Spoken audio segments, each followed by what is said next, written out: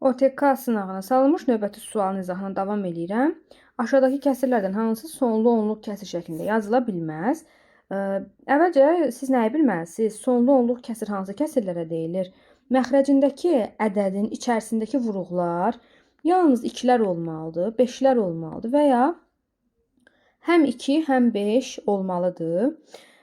Bir də onu nəzərə alın ki, əgər kəsir ixtisar gedirsə, əvvəlcə kəsiri ixtisar aparmaq lazımdır. Mütləq şəkildə kəsiri ixtisar aparmağı unutmursunuz. İndi burada deyir ki, bizə sonlu onluq kəsir şəklində yazıla bilməz. A variantından başlayıram. 36-da 27. Bu ixtisar gedir, düzdür? İxtisar gedir 9-a. Burada 3 qalır, burada 4. 4-də 3 sonlu onluq kəsirdir. Çünki məxrəcindəki ədəd 4-dür. 4-də 2 vur 2-dir.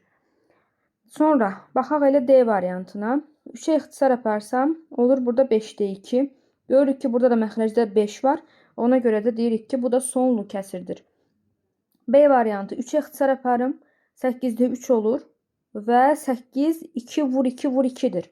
Bu da sonlu onluq kəsirdir. Y variantı 3-ə ixtisar aparsam, olur burada 12-də 5 və bu sonlu onluq kəsir deyil.